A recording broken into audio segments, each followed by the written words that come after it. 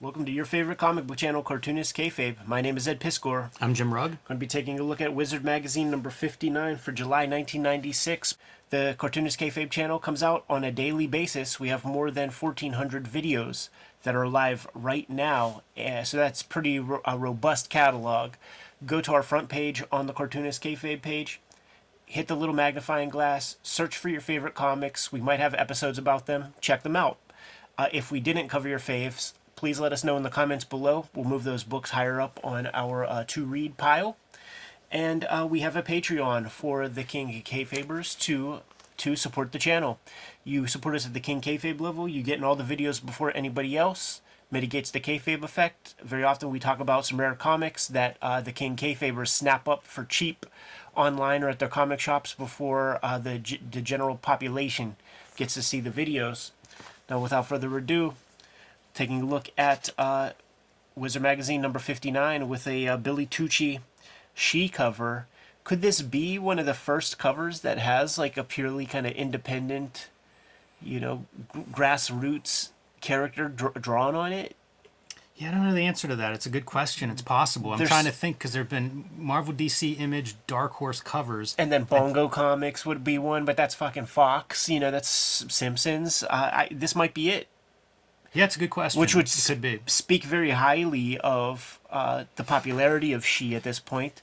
I do think this is part of that group, the Joe Quesadas, the Brian Pulidos, of these guys who I think they connected with Wizard and they connected with whatever press outlets, but they fit with Wizard. Yeah. And I think that they really turned Wizard, you know, as much as possible into a marketing promo outlet, and it worked both ways. You know, I think they gave Wizard good content to use, and in return, Wizard gave them some spotlight. It's one of those things, man. Like they're putting out a magazine every month, and they need something to write about. So when Brian Pulido, you know, fabricates a Evil Ernie costume and you know, shoots a bunch of photos, you might get an article. I also think if you're Wizard, you're trying to figure out like how do we sell stuff. You know, like everybody is really struggling at this point to make sales, to make connections, to find that hot thing that will translate into a few extra copies sold.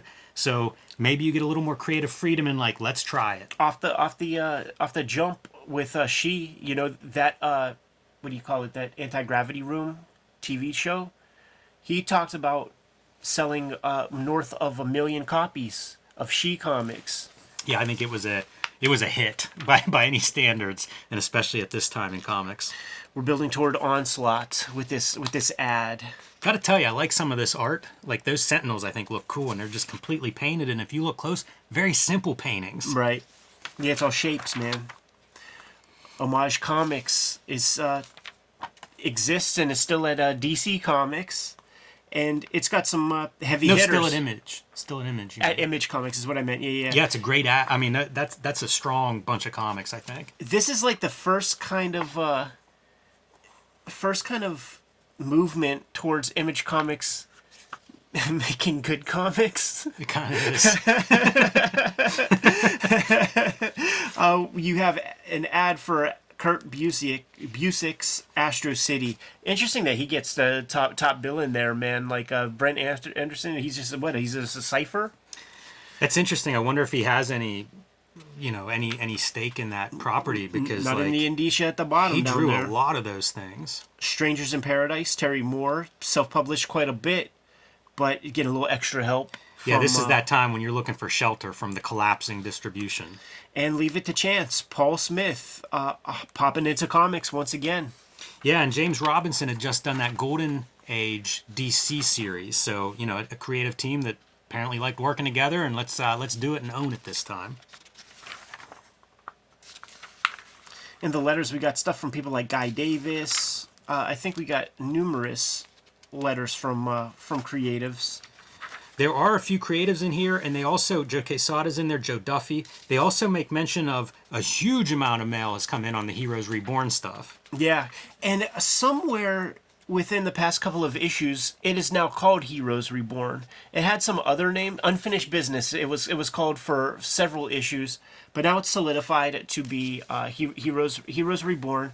The Joe Quesada thing is so fanboy. It totally reminds me of just like the most, you know, goofy of comments that we get, where you do something about something, like okay, top 10, top 5 this, and and people will be like, I'm surprised you didn't mention this, this, this. And what they're really saying is, I know something you don't, or what is your fucking problem? And that's exactly what Quesada's doing here, man. What about Michael Golden? What about Humberto Ramos? And really what he's saying is like, why don't you put me in that article too?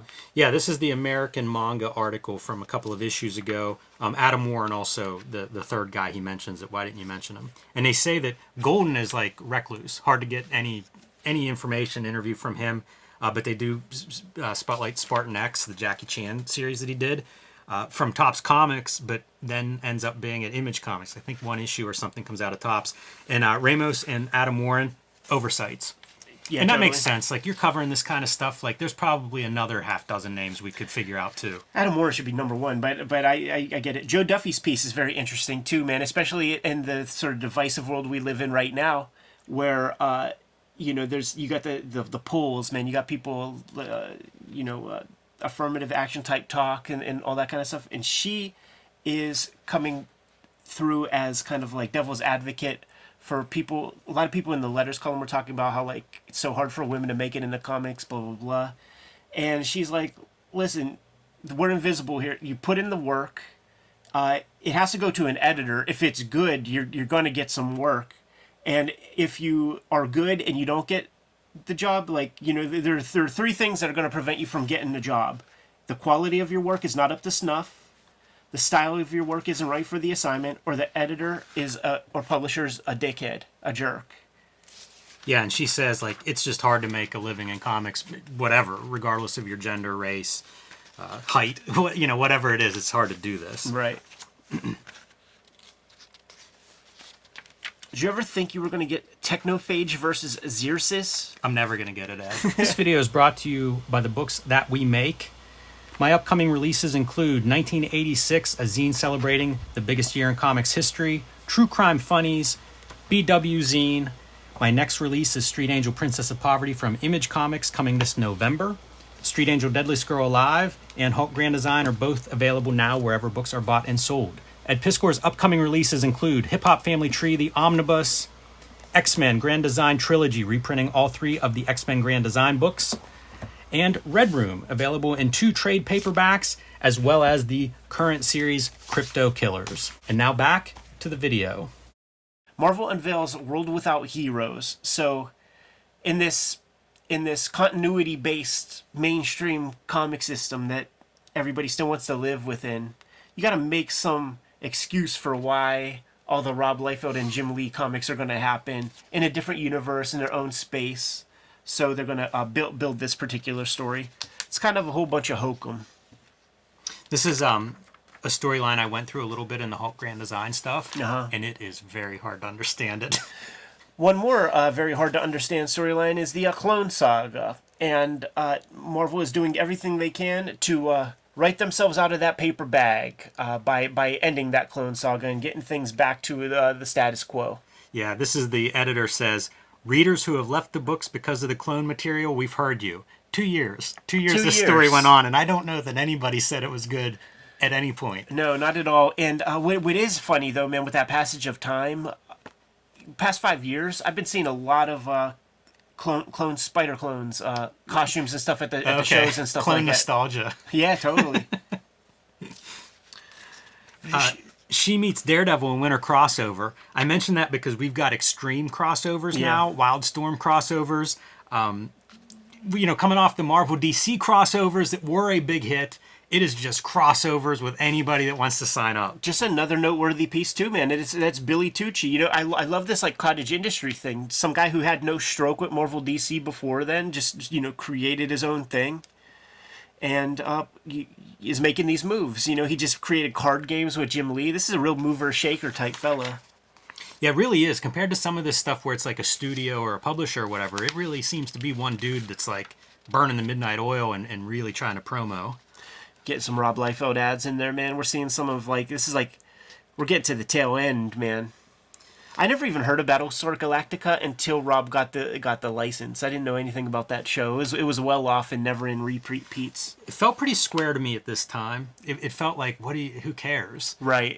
It's just his own fanboy interests. But I watched most of that remake and kind of liked it, and I could see that it's as good as any other. The remake comes way after this. Yeah, definitely.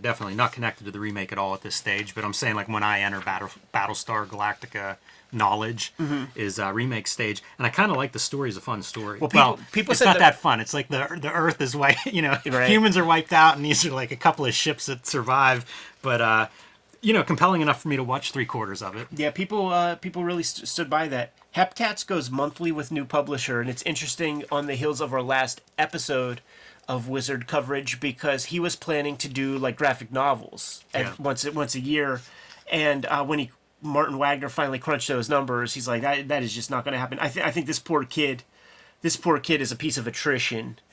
From this era of comics with the distribution going bust and things like that. Like, he's doing everything he can to make it work. The book is going to be going to Antarctic Press. Those are the versions I have that were, reprinted by Ben Dunn or Joe Dunn, I guess, right here. And I don't know that he picked up the ball after all that stuff came out. I think he pretty much was disheartened and finished. Yeah, I think it's, again, noteworthy that it's Antarctic and that's one of those publishers that has been around now since like the mid to late 80s, like it's such a short list, but it's remarkable that anybody survives the ups and downs that comics have been, especially like an indie company that isn't just one person. Totally. And, like they would have a line, and they would publish interesting people. There are Antarctic, I think it's Antarctic did 2 issues of Schizo, Ivan Brunetti, before Fantagraphics picks it up.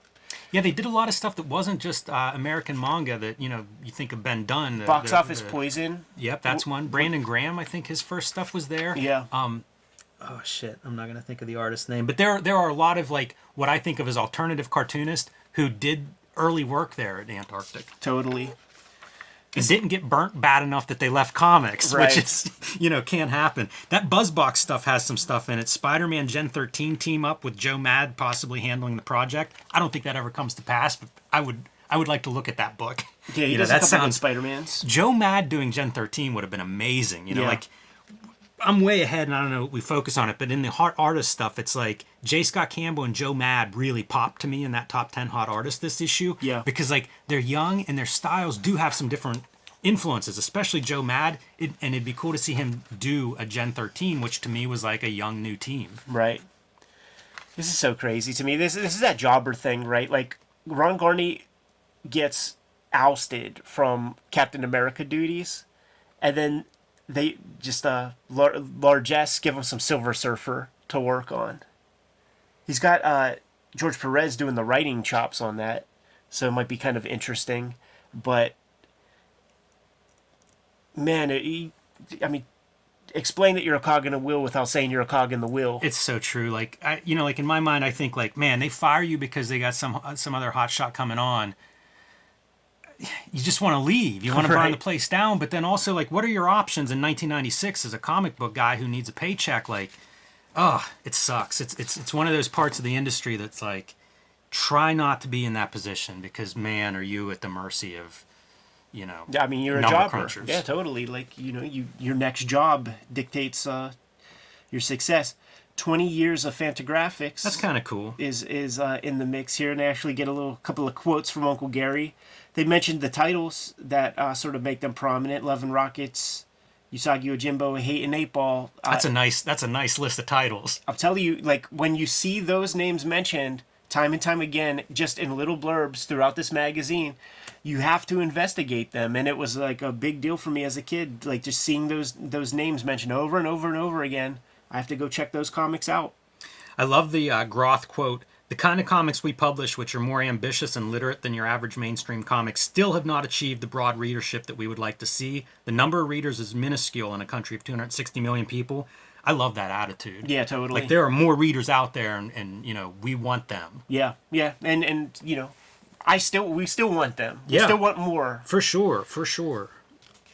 There should be no limit to the readership that comics can appeal to, and you see it in international comics. Absolutely. Audiences. That Essential Sandman's kind of cool. I was thinking that was much later that DC was doing Essential Sandman, Essential Swamp Thing.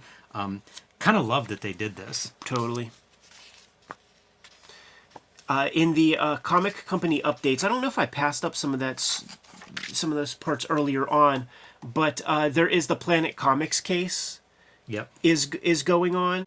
I don't remember seeing anything else about that case. Okay, so this case, Planet Comics, I think it's Alabama. I did some reading up on it, and I mean it's pretty deep. Like child pornography is mentioned as some of the accusations, and what kind of fucking scarlet letter does that do to a store in a community? 4 felony, 6 misdemeanor charges against the Oklahoma retailers Mike Kennedy, John Hunter, reduced to 6 misdemeanor counts, including the dropping of the child possession charge. However, the state filed an appeal that might reinstate those charges. So one, those fucking prosecutors are fucking pieces of shit. Like, why do you gotta be happy with what you got? Why do you gotta bury these people? It is such a corporate strategy of like, oh, let's file the appeal. Like, eventually we're going to drive this very small business under because they won, but did they win? Because Right. now they're still paying their lawyer for another round. They got kicked out. I did some reading on this just out of curiosity. They got kicked out of like the Primo location Yep. from the landlord, and they had to move like across town to something that was less advantageous. It was Verotic number 4, which might be that like cherry pie, like what's that one comic, Taste of Cherry Yeah. comic that we did you did a shoot interview with Hart D. Fisher talking about some of that stuff, his work with Danzig and whatever. So that's the comic that really started it off. And then when the Vice Police come in and they go through the materials, then they start like ramping up these charges. The CBLDF kind of got upset by these store owners because of this like constant back and forth stuff. If the CBLDF is going to help you out, it's with the express purpose of taking things to court, not pleading out, which these guys did. They pled guilty for meager charges, and it sort of didn't help the precedent. So the CBLDF was pretty upset that these guys went that way. But I can easily jump in and project and jump into the minds of the guys who have all these charges and just say, I want it to be over. Right. So if I say I'm guilty and I get a slap on the wrist and could just go back to business as usual, maybe give you guys $200, like I could like live my life and not think about it, have no albatross over my head. And by the way, big companies, that's a policy too. You know, we used to hear about the WCW Turner policies when somebody would come against WCW. Up to a certain amount, it was like, just settle. Right. Nobody wants to go to court. Right. You know? And It's tough. and here's in the news bites is the Planet Comics updates with all the other charges, but like trying to reinstate like child pornography stuff when like it's not in there and it's already gets cast down. That prosecutor, man, is such a fucking scumbag. Yeah, there's a lot. I don't know about this case in particular, but there is stuff where like those public, the DAs and stuff, it's political. Yeah. You know, it's promo really. It is, At the yeah, they get expense their- of some small business. They get their names in the newspapers a bunch, and certainly like something like that. Who's ever going to defend against that shit? That's all that people will see. So, hey man, you're trying to help out the children. That's awesome. Yeah, it sounds good. You're also using taxpayer money for all of this nonsense. Do you really Right. think that comic book store is doing this, and you're spending who knows what, hundreds of thousands of dollars on this, on going through appeal system? Getting a new wing put on your mansion. Caught in the Nexus. After 15 years of Nexus, Steve Root and Mike Barron unveil an aggressive publishing schedule and a new nemesis. So the whole idea is that they want to just put out more Nexus material on a more frequent basis, doing like one book a year that's not helping their bottom line. I don't know that Nexus has always been cool with the Steve Rude contribution, but like I don't know that it's ever had a hit. Right. Like with every publisher. One of those series that's almost punished for the consistency of it, right? I think they did 89 issues at first or something like Yeah. that. And it's hard to sell issue 87 to a new person. Yeah. So like these guys that are really doing something, they're kind of penalized for really doing it. Putting out 90 issues with your indie publisher, but like you're not getting rewarded for that hard work. So that's part of this idea. Like they're going to Dark Horse and they're doing 4-issue miniseries. Hopefully it's inviting to new readers. Like pick up issue 1 of Executioner Song. And I did, by the way. I was a guy who got on Nexus at this point. I had some back issues that I'd picked up here or there, but this is when I start buying Nexus whenever they're coming out in these miniseries. And it's a really, really well done comic. Yeah. Yeah, I'm a fan of Barron's writing. Like, doing the whimsical stuff is less interesting to me than like his Punisher comics, because he seems so perfect for that kind of thing. It seems more natural to him. But it's the Steve Rude contribution that I'm into. You know, I got all the first Steve Rude comics. The one real interesting piece about this article is that it's Mike Richardson like bought the rights to Nexus from First Comics, and we know that stuff like Grim Jack was caught in like weird legal disputes for a long time before that got ironed out, and he gave the rights. I'd like to know more about that. He gave the rights back to Rude and Barron. That's fascinating. I'm so curious about that. Yeah. Were there any strings attached? You know, like Let us wonder. publish it. I wonder. But, Let us publish your Nexus comics. If not, that's just an amazing act by Richardson. Yeah. Yeah, I mean, I'm sure, like, hey, man, I'll get you these rights back if we can publish your comics. That seems like a fair bargain. And, you know, if you're unfamiliar with Rude and Nexus, like, we've got a couple videos looking at Rude's sketchbooks, but also looking at, like, an artist edition style of Steve Rude's Nexus work. So check those out if you're not familiar with that, because maybe as good of a figure artist as I know of in comics. We're getting some She offshoot books, and one of them is going to be a manga-styled joint. It says that it's published in Japan and United States, but it says that like the one thing that's different about the Japanese is that it has Japanese stuff on the cover. So I don't even know that it's translated. Yeah, I don't know about that, and I don't know what makes this manga style. I guess those eyes are kind of big, but right. You know, I think a manga is like almost a storytelling. Style approach, and I don't know that that's what you're getting here. Yeah, no. Killing Machine, we're just going to go through this real fast. It's just the idea that Onslaught is coming. They do play up the idea that you got to figure out who Onslaught's identity is, and that's going to be a big part of the story. Yeah, and it also ends up tying into the Heroes Reborn, in that like part of the Onslaught fight launches the Heroes Reborn to a different universe or whatever. One of those veiled attempts at Rising Tide raises all ships. Yeah, this is what I think Wizard goes into, this kind of stuff that, man, I'm just, no thanks. Yeah, real stupid. Don't care. Dawn of a New Era. Joe Linsner's Dawn comic has evolved from Vanna White type hostess to a goddess of birth and rebirth. So it's now going to be published by Sirius. It's going to be a color book, and I think that Dawn was put down for some years. After A Cry for Dawn, Joe Monks was the original writer. Some philosophical differences on the storytelling approach between Linsner and Joe Monks, and he got his hands back on the character. Going to do some new things with it over at Sirius. Never really picked this stuff up. Never checked it out, but it definitely has its following. Yeah, I'm happy to look at, like, I've got a couple issues I've picked up over the years. The art's pretty extraordinary for what was going on in art at that time. You know, what you see there is basically what the interiors look like. And that's a lot of labor. And I think it's markers, maybe, blended markers. Yeah. But it's in their top 10 list, too. So, like, I'd be down for checking out an issue of that. It's part of this whole, like, mid-90s, you know, self-published or creator-owned kind of books. And it's something, man. You know, like, that guy was putting some effort into the art. Totally. We'll go through this pretty quick, too, man. The Men of Steel. So the Batman animated series came out probably like 2-3 years prior to this. Has been a big freaking hit. I think there was an episode or two where Superman shows up as some kind of World's Finest type thing. So it seems very logical to build a Superman cartoon. This article is kind of fascinating because basically 100% of the creatives involved are talking about how much less cool Superman is compared to Batman, and how much more heavy lifting they have to do to try to make this piece of shit work, because the Boy Scout stuff is played out. In fact, we don't want to hear that term. Like, if you're coming to our writer's room, you gotta divorce yourself from that idea. There are no rogues gallery. There's like 3 characters to use, and the rest are like portly fat old dudes, like the toy maker and the prankster. Yeah, it's real interesting listening to them like boil down this character of what works and doesn't, and then like playing up the parts that work that aren't necessarily what's in the comic. And almost zero of it works from what they say. Like they're basically are talking about how they're earning their pay trying to make this fucking Superman thing work. And it comes out, but it didn't do what Batman did, of course. Grant Morrison, Mark Miller.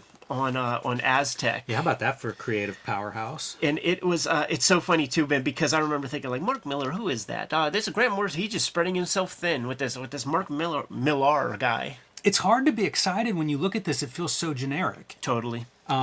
This is one that I will keep an eye peeled for when I'm in dollar bins, and I would pick this up and see what it's like, because that's pretty strong minds. Morrison and Miller there. I'm rereading a bunch of stuff, man. Like, well, I'm reading a bunch of Morrison that I haven't read before.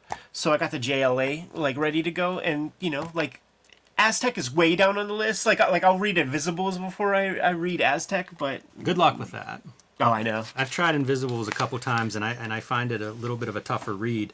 And maybe Aztec's the same way. I don't know. But the JLA that stuff, looks like tongue-in-cheek We're superhero comics. gonna get to that JLA piece here pretty soon, and that was a cool, interesting book in terms of being a Morrison fan at the time, where it was like, what is this? Right. Superheroes? Yeah. Mainstream superheroes? Totally. That doesn't seem like Morrison. Yeah, I'm looking forward to that. First look bonus, The Darkness.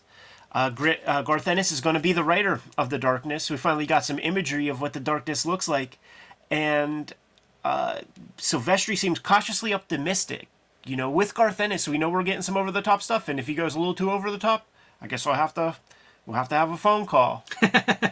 I bought this. I was in college. I remember buying it at that local shop, Patty's Paperbacks. So excited that, I had a cool comic book shop I could walk to. And this was a book I do remember buying it when it came out. Silvestri fan. This was getting a little bit of noise. This is after Witchblade had made some noise. So it was like, this is really, to me, Silvestri is figuring out Top Cow as like, I'm not a Wildstorm knockoff. This is my own stuff. And that's what you do, is bring in someone like a Garth Ennis. Yeah. Bring somebody in that has some good chops, and let's try something. And some shades of Faust in Darkness. You can see these demonic characters that come out with him. This is a book I would look at, on here. I'd be curious to revisit it, because like I read it when it came out.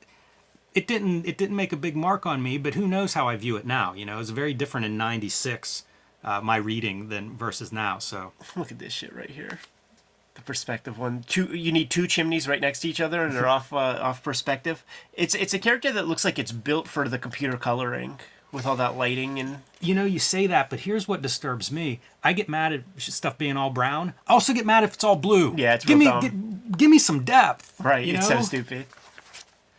All right, here we go with the Grant Morrison JLA article piece with Howard Porter coming on for the art duties.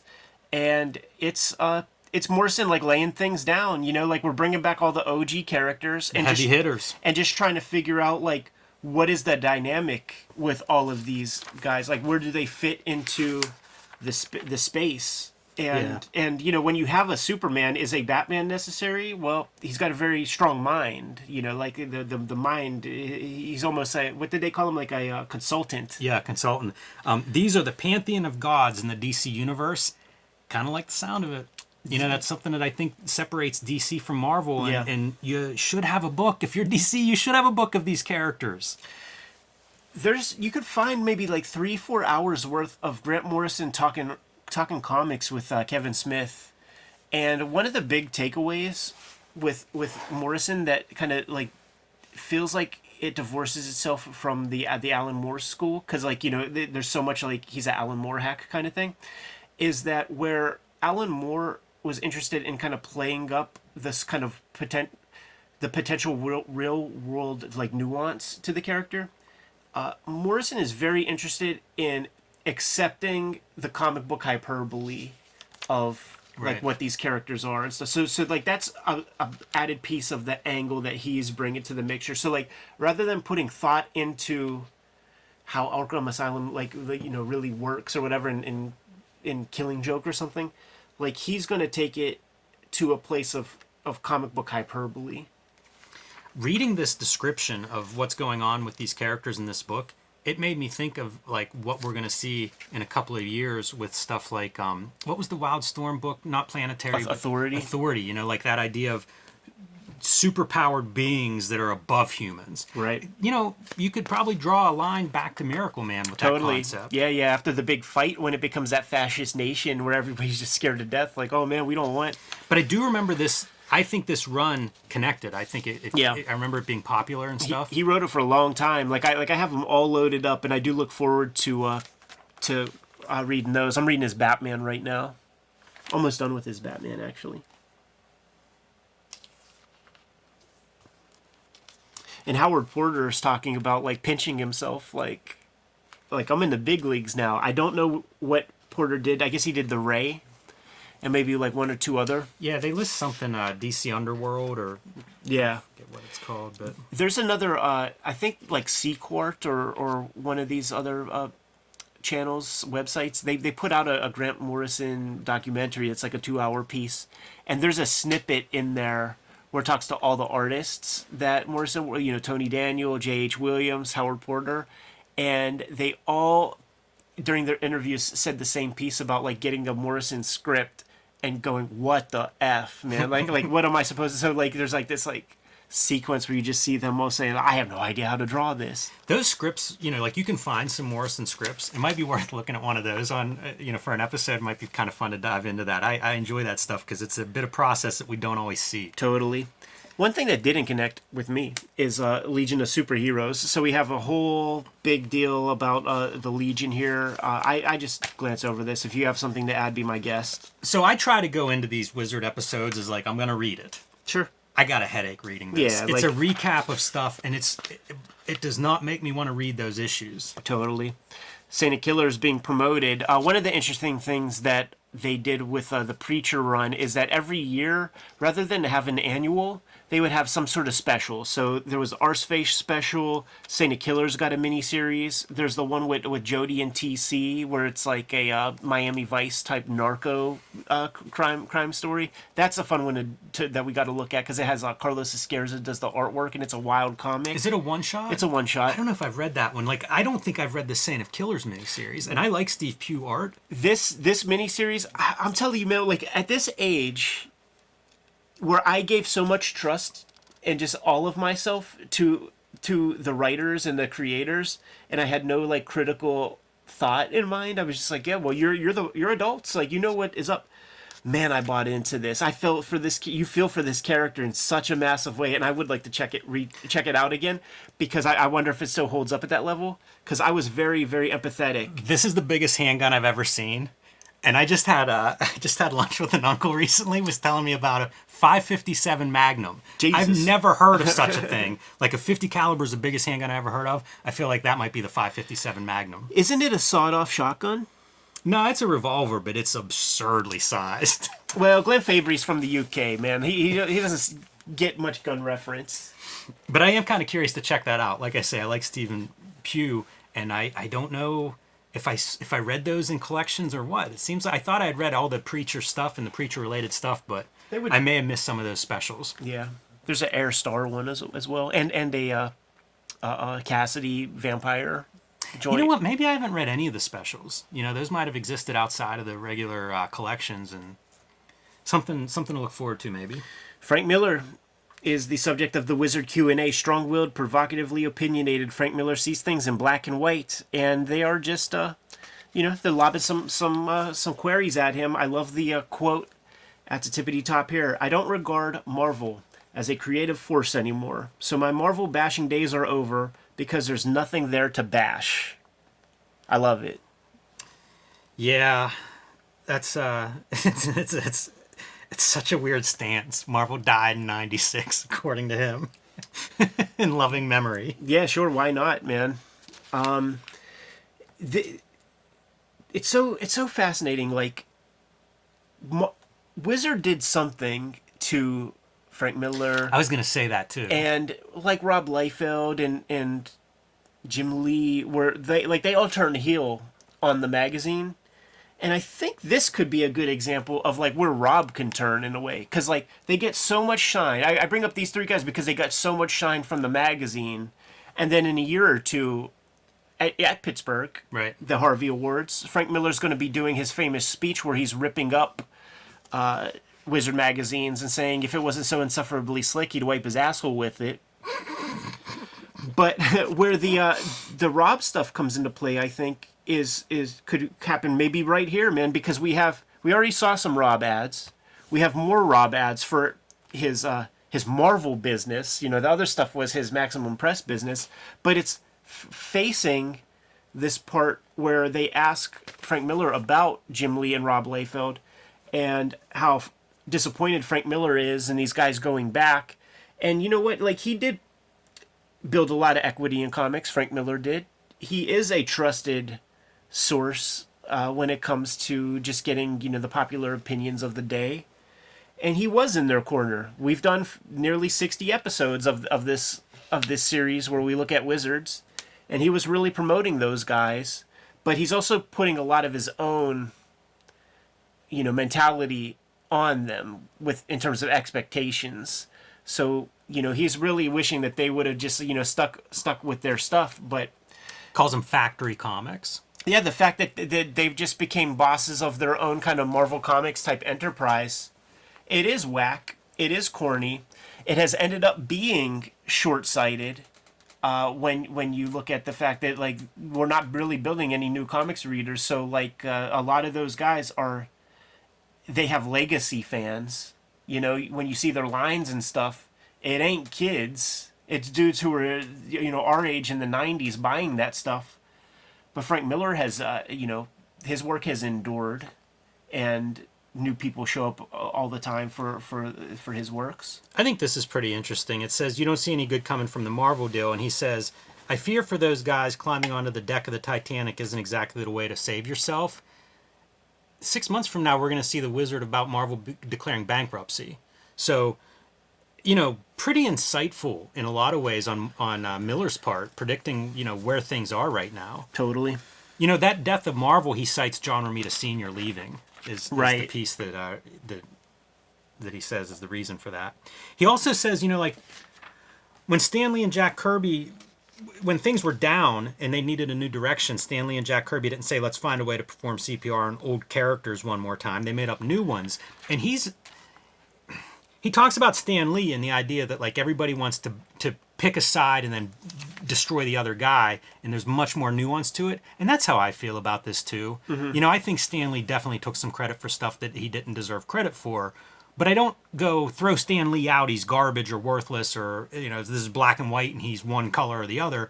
It just isn't that way, but everybody wants anything one says to be that way. Mm-hmm. And so I like that he gets into this a little bit and kind of talks about the nuance of, like, that's just not it. Stan Lee did a lot. Sure. And they're goading him, you know, like, they're trying to get him to talk that smack, and he actually cuts them off. And It's just like, I'm not that guy who's in that camp. You've got me mistaken a little bit. It is interesting to think that notion that, like, if Atlas is going away, like, we need to rejuvenate. Like, what if they did do what Marvel practices have turned out to be, and, like, we got to bring back the Destroyer and Whizzer and characters like this? It's really funny. Talks about people, you know, speaking more openly now, something that didn't used to happen in comics, and he thinks that's probably a good thing. Praises DC Comics, by the way, at this stage. Yeah, it ain't going to be too long until... They seem to have an increasingly progressive editorial attitude. Yeah, I mean, I guess that's the belle of the ball. Like he's kind of stuck with them, you know, since that second round of Dark Knight. And then it just gets into a bunch of the legend speak. But the one fun piece is when they just kind of, like, name check the various... I always like that. Legend creators. And then he gets into, you know, what makes them tick, what makes them cool. I love this a lot. Not just Miller doing it, but anybody. Like, it's one of those things whenever we talk to creators, I like to hear them describe different creators they like, or because it's a different insight. What do you see whenever you look at Mobius? Yeah. Or, you know, what do you see when you look at Dan Clowes? And we've done some good pointed ones, man, like with John Romita Jr. calling out the names of his inkers and hearing, like, you know, his thoughts on each of them. I really like that stuff. And, you know, some of the stuff that he calls out as being great creator-owned books or great books right now. Bone, of course, from Jeff Smith, really good. Steve Bissett's Tyrant, a book that we've looked at on here. We've looked at Bone, too. But I do like seeing, like, there were some great books that came out in the 90s. Oh, yeah. There are less imitators when it comes to Sin City now, and he makes the Express declaration that Stray Bullets by Dave Lapham Yes. is not Right. a Sin City clone by any stretch. He's doing way different things. His work needs to be celebrated. If anything, if he's getting any influence, it's just a mere fact that Sin City helped make crime comics a viable genre again. But go support Dave Lapham's Stray Bullets. That's a pretty cool thing. Yeah, I like that.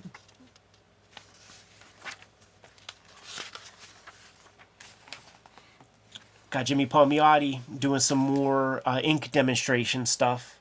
And, It's pretty straightforward. I don't disagree with anything that he writes in here. The only part that I'm not happy about is, I was thinking, you know what? It might have solved that. I thought it was how to ink a comic book page, and then I was like, we don't see the whole page. But you know what? It's not. It's just how to ink a comic book. Right. But yeah, I don't disagree with anything. The one thing I might disagree with is editorial, where it has Jimmy's tools of the trade, same tools as last exactly. issue. They just copy pasted Maybe give that me shit. another panel, something like that. But Yeah. it's all pretty straightforward. Contrast, texture, things like that makes sense to me. And then the different little tricks, man. The zipatone tricks, duotone, using the razor to get some shit off of there. Dry brush. So he's getting a deep white zipatone. Yep. So a little bit more in depth than our last round, for sure. Yeah, definitely. And it's Jimmy Palmiotti making the argument that the inkers are not tracers, Right. basically. Which is kind of ironic in that this is a time period whenever inkers really were being pushed that way, with pencilers doing super tight pencils. Got a fascinating Palmer's picks here, Jimmy. Yes, we do. We've gotten this Tom Palmer Jr.'s oasis in the middle of the shit fucking desert that is Wizard Magazine.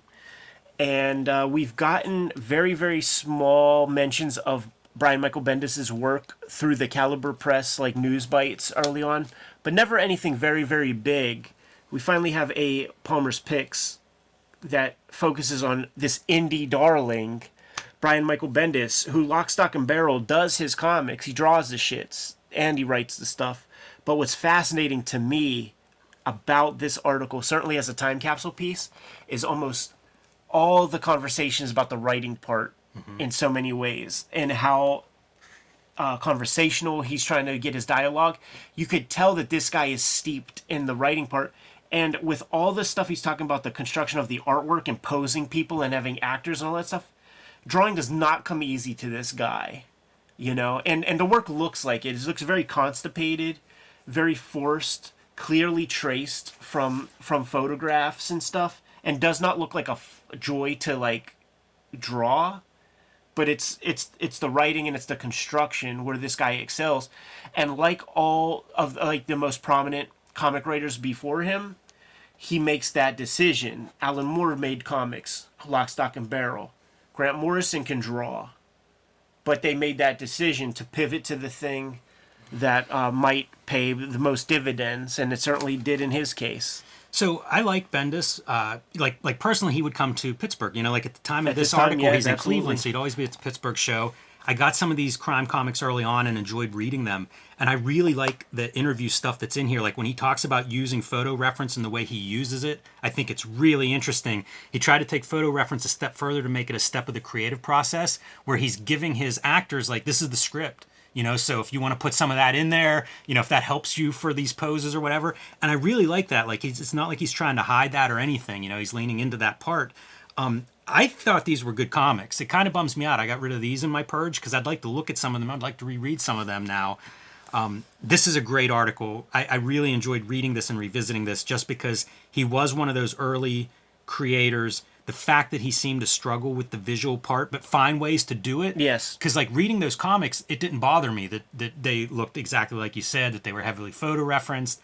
It didn't bother me because I enjoyed the whole reading, the overall, the sum is greater than the parts. Yeah. Would be my recollection of these comics, and I'd be curious to go back and check those out again. But also, he's coming at this stuff with he's doing crime comics when it was hard to sell, but it was what he was into. There was a lot I admired about Bendis in this time period, and I looked forward to seeing him at Pittsburgh every year for a couple years there. Totally. And even around this period, he's getting Hollywood offers and stuff, and they're talking about the impending movie. He would often do a panel at the Pittsburgh Comic Con about interactions with Hollywood. And I think he writes a bigger book. He does. He does a about- comic with pretty fun cartooning in, where it's a little bit like very cartoonish compared to like this kind of heavy Yeah. noir style about that experience. Totally. So like he would basically be like woodshedding those ideas. It would be a panel that would be pretty populous, like Yeah, sure. at the Pittsburgh Comic Con before he was really he had the name. He was a very good salesman. I can remember stories about him like going to the bookstores, local bookstores in Cleveland and selling his stuff, like hand selling a copy, 2 copies and stuff to put on the shelves. But also like he did that with people. You know what I mean? Like there was a reason he stood out to me. I probably talked to, 50 different creators at Pittsburgh. I don't remember most of them, but I remember him. He was a good salesman in that way, a good, I don't know, just a kind of a people person, seemed to be interested in people. And I think that's continued. I think he's taught comics. I think he's written a lot about it. He used to have a message board in the early days of the internet for me where I'd meet other, aspiring creators and some working pros. I liked this column a lot. It was fun to me. But one thing that popped out to me in the whole column, you can get down to here, there's no mention of the publisher Caliber. And I've said this before. I think there's a beef between Wizard and Caliber. When it comes to actually buying the books, that you have to reference where to get them. And so Caliber shows up there. But I wonder, like, Tom Palmer Jr., man, was Caliber removed from the text of this? Like, Maybe we'll see him this weekend. yeah, I'd be very curious about that piece. The other thing that I take out of this is Caliber has a catalog, that lists all their stuff. All of these companies had catalogs. You guys watching this at home, if you've got old Caliber catalogs, kitchen sink catalogs, Fantagraphics, Eros, any of these things, send them our way. I would love to see these catalogs. Great episodes. I'd seen one or two back in the day, but Caliber had one, and I've never seen that, so I'd be curious about all those. Totally.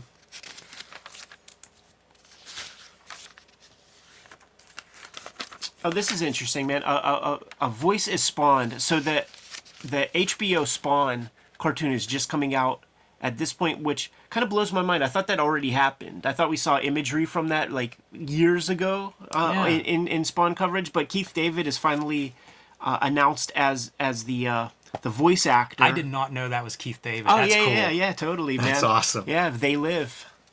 Yeah, I love it. He's the fella. So yeah, like I guess that got pushed back further than I realized. Aaron Weisenfeld, one of the guys doing character design. Yeah, that's true. I didn't know that either. That's really interesting. I used to, I had my then girlfriend, now wife, had HBO at home, so I would make her record these for me because I didn't have HBO, but I had to watch the Spawn series. The fact that she agreed to that and stuck around was probably like, that was it. This is going to work out. My art teacher at the Center for the Arts, like I would give him a VHS tape and get him to tape it for me. And the tape is better. I still have the tape.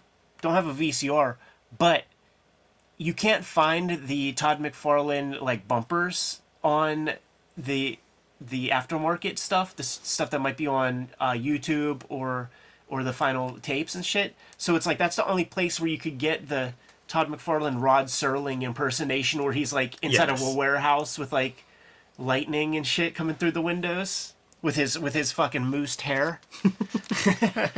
Blade is to be made.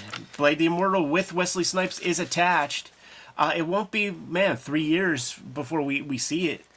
Am I wrong to think that Blade gets short shrift when it comes to like Marvel's cinematic success? I feel like definitely. Blade really It started it off, opened no some doubt. doors, showed them that it could work. Absolutely, man. It was like that comes first, and then Spider-Man, X-Men, and then we're off to the races. But with there were 2 Blades, and the second one is Guillermo del Toro. Del Toro. Mm-hmm. Yeah, that flick was fucking dope. Yeah, I feel like that's the one that elevated that, is like, oh, we could do this big time. Yeah, man. Picks from the Wizard's hat, Jimmy. Got the Jim Lee Wildcats with Alan Moore. We still got to get out of the Ron Garney Captain America universe, so there's a couple of those still to come out. I think this may be it. Look, you see no! This is the Swan song. That was, this might be the Wizard Rob Liefeld beef, because Wizard really went hard. I remember this being as like, oh man, people are mad because Captain America was good, and now they stopped that and they gave it to Rob Liefeld. And I don't know anything. I'm not reading Captain America either series. All I know is like this is the narrative that's coming out, and I think Wizard's the people putting out that narrative. Yeah, man. I mean, that part with Frank Miller where the adjacent ad is a Rob Liefeld ad while you're getting dissed. Like, I know there's not that many options to place ads back in those days, but that would fuck me up. I wouldn't be a little like, why couldn't it be this ad right here? Like, Sure. You know what I mean? Like any other page, but the one facing it. That feels like a dick move. That's a deep rib when your ad placement is the rib. I mean, like you're gonna look for it in the thing, and then you maybe read the adjacent page. Why not? Hellboy Wake the Devil miniseries coming out. Loving it, man. Hellboy really just doing the work, just making good comics. Sin City, That Yellow Bastard is at issue 5 of 6. That was the first one that I started to pick up in proper issues. Probably started with Silent Night. By the way, in the Miller sidebar, they're talking about upcoming stuff, and he references a Sin City that was before World War II.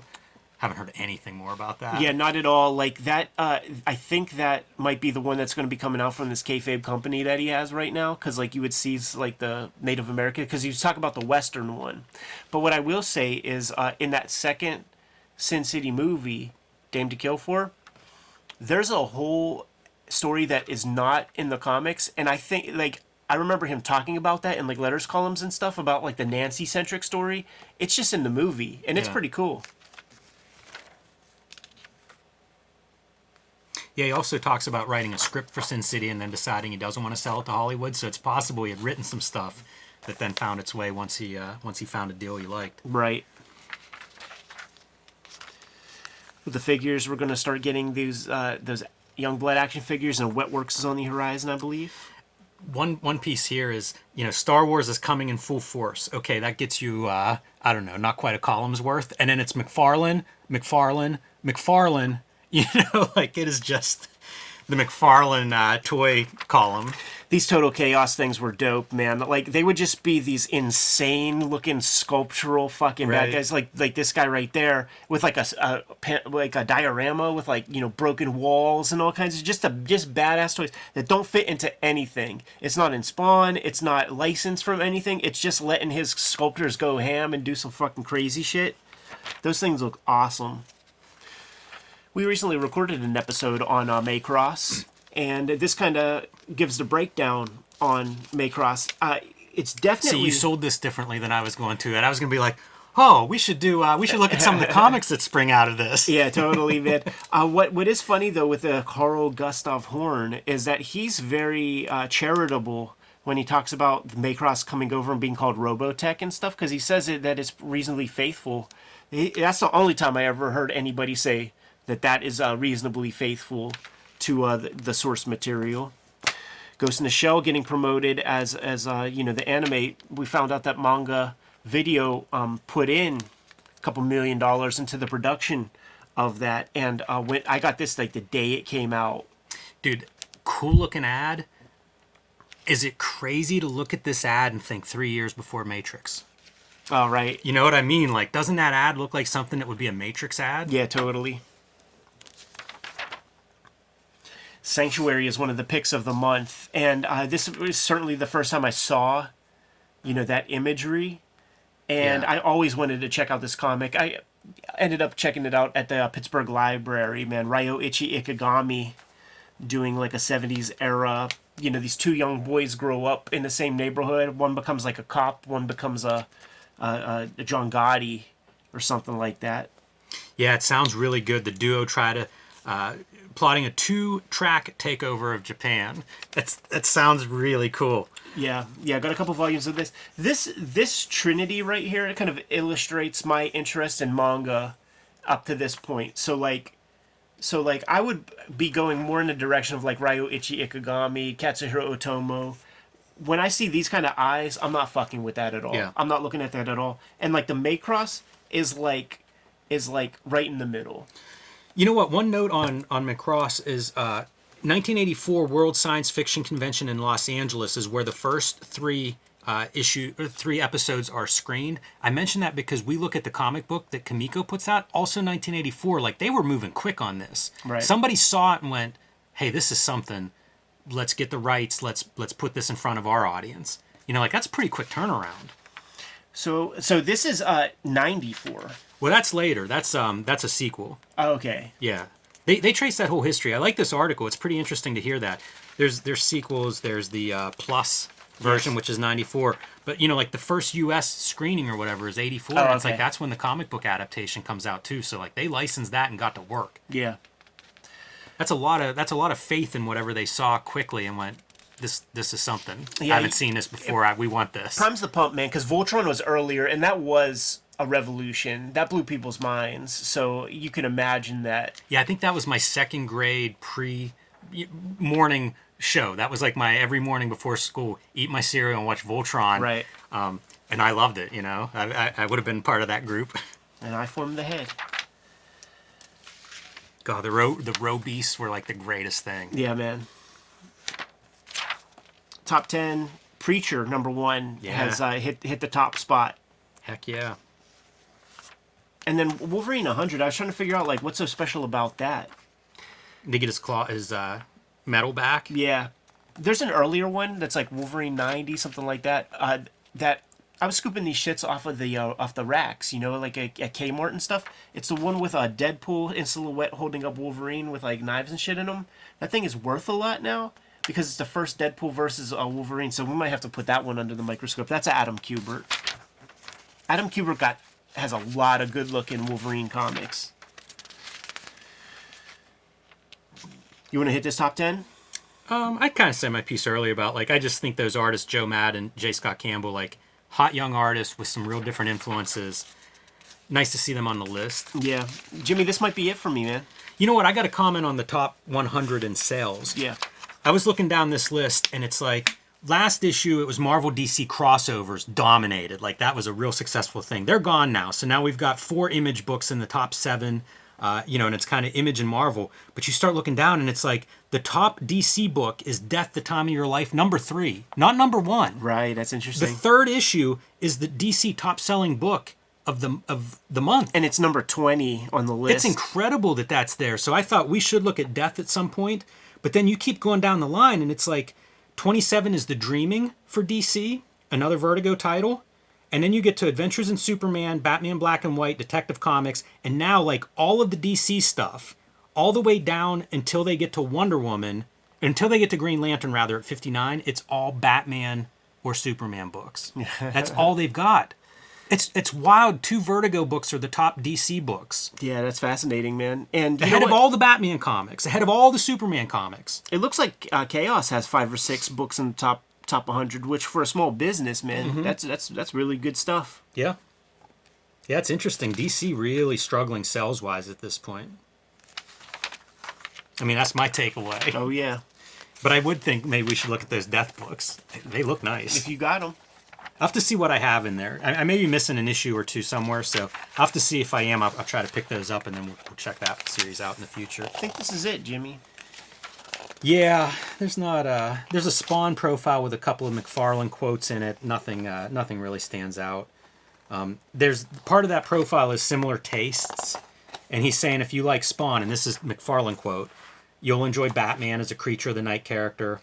I think people would like books such as Sandman or Sin City, though I don't profess to be in the same class of writing as those 2 books. Pretty He knows gracious. it. My goal has been to try and create a book that isn't quite like any other but stands on its own. I like that. I feel like everybody making comics aspire to create a book that isn't like anything else. Sure. And the Wizard profile is with Bo Smith, who's one of the stable of the Todd McFarlane camp, doing writing Boof and the Bruise Crew, and I guess by the looks of this, he's going to be writing some kind of Spawn, you know, some sort of Spawn ancillary material. This was a corny fucking profile. Like, at the start, like, where's it go? Bo Smith used to hurt people for money, but it's not what you think. It was always about abuse, says the good-natured West Virginia native. Women were being beat up by their husbands and boyfriends, and I would get these calls from them. It was like, here's the bar he frequents. This is when he's coming out. Why don't you go talk to him? Does this guy think he's fucking Batman or something? What is going on with that paragraph? Does this mean that he goes to the bar and beats the dude up? Like, seriously, what is this story? Yeah, he's a Superman. It's really bizarre. It's bullshit. Like, this guy, please. And he does a lot of PR and marketing. So if this is like, oh, I'm going to do a funny icebreaker in the beginning, do a have somebody read this, because that paragraph is nuts. It sounds like a goofy Rupert Pupkin comic fan promoting himself to other fucking losers by saying guts and glory kayfabe war stories. It's strange. Mike Tyson doesn't talk about how tough he is. And furthermore, if this is true, if he's really doing this, write a book about it, Bo. Like this is fascinating if this is really something you have real experience with. But if not, like, what are you doing? Yeah, that's corny as shit, man. Strange. It's so fake. And then it just gets into whatever he's doing. But that was the one piece that I'm like, immediately he's starting off on the wrong foot with me because he is talking some smack. It's very bizarre. And it's just like you've heard that kind of shit from like homunculus like nerd dudes about how tough they are. I remember working in the call center with this dude, talked about he jabbed a sword through a dude who tried to rob him like the weekend before, and I'm like, and this ain't on the news? Like, you're telling me about it? He said he pinned a dude to a door, and I'm like, show me the proof. When did that happen, man? It's just these like loser type dudes telling stories of guts and glory. It's very strange. It's cornball shit, man. But there it is. 59 episodes of Wizard Down, Jimmy. My goodness. And I need to wash my eyes out with some comics journals. Yes, sir. Even Amazing Heroes. Yeah, man. We had to have a truncated recording week this week because Jimmy and I, as of this recording, are going to head off to Baltimore Comic-Con. In fact, it's Sunday. We're at Baltimore Comic-Con, and by the time the show ends, we're driving home right after. So we got a very busy comic book day, but we'll get back to coverage of other types of material once we're out of here. Ultimately, I'm going to thank you guys, man. Almost 60 episodes of Wizard in. That's freaking crazy. But the videos are daily vids, man. So like, follow, subscribe. I think on YouTube now there's like a drop down when you hit the bell. You could choose the frequency of notifications, so make sure that you get notified for all the vids that come through, because we do put them out on a very regular basis every single day. And we might have talked about your favorite comics at this point, man. 5 years in, almost 1,400 plus videos. Hit the little magnifying glass on the front page of the Cartoonist Kayfabe YouTube channel. Give it a search. Maybe we talked about your favorite comics. Maybe we didn't. And if that is the case, you got to let us know what those comics are so that we can push them higher on our to-read pile. We have a Patreon. We're the King Kayfabers on the Patreon. Get all the videos before anybody else. We've got a couple dozen King Kayfabers hanging out in our exclusive private chat stream while we set that up as we record all the episodes for the week. Ultimately, the videos are brought to you by the books that we make, and we have a pretty busy year ahead of us, even though it's only about 34 months left in this year. The Hip Hop Family Tree Omnibus is coming to you in time for Christmas. In fact, it's going to be here October 18th, which means that your store needs to buy it right now. They need to put in their orders ASAP because we have to allocate what little shipments we have left. We got to get those to the right stores with people who want the book. 500 plus pages of material, 150 pages of stuff that is not in the first 4 Hip Hop Family Tree editions, so it's the ultimate statement. Make sure you order this. It's the best book I made, and I would love to have that on your bookshelf. The X-Men Grand Design Trilogy is coming out. Trade paperback edition of all of my X-Men Grand Design comics. Some of these big treasuries are out of print, so it'll be your way to get your hands on all of my X-Men Grand Design stuff. 2 trade paperbacks of Red Room are out there. Anti-Social Network and Trigger Warnings. Working on the Crypto Killers, the last round of Red Room comics. In fact, the 4th issue should be out this next week if it hasn't just popped out the prior week. In issue 3, there's going to be a backup feature that has the characters that I'm going to be covering in my daily comic strip, which I'm serializing right now on my Patreon. $3 gets you the archive, and I put up new strips every Tuesday. And I'm going to be serializing this strip. It's called Switchblade Shorties every day, beginning January 1st of 2024. Now, Jimmy, got to let the people know what you have coming out. Street Angel Princess of Poverty is coming out in November, and you can pre-order that one now at your comic book shop. And I recommend that you pre-order that one now at your comic book shop so that they can put your name on a copy. It collects all of the Street Angel comics that are not in Deadliest Girl Alive, so get both. You'll have the complete set. They'll look good on your bookshelf. Polk Grand Design, the treasury-sized collection, is out now. and I think it is sold out now at the distribution level. So if you want a copy of Hulk Grand Design, you need to pick that one up the next time you see it, because once those are gone, who knows if they'll be reprinted, and even if they are, who knows when they'll be reprinted. I've been self-publishing. A couple of my latest zines are the BW zine and the 1986 zine, showcasing the black and white explosion comics of the 1980s, as well as highlighting 1986, a very important year in the history of comics. I also self-published True Crime Funnies #1, 3 nonfiction stories, including a couple of wrestling comics. You can read these on my Patreon at patreon.com/JimRugg, and I will be offering them for sale on my website in late October. So if you need them in print, they will be coming soon. Buy the books, keep the channel rocking. But there are some other ways to support the Cartoonist Kayfabe channel. Jimmy, if you let the people know. Subscribe to the Cartoonist Kayfabe e-newsletter at the links below this video. You can also find Cartoonist Kayfabe t-shirts, merchandise, hats, fanny packs, stickers, and lots more at our spread shop. That link is also under this video in the show notes. There you have it. Many ways to support the Cartoonist Kayfabe channel and keep these videos coming to you on a very regular basis. Jimmy, give them those final marching orders so that we can be on our way. Read more comics.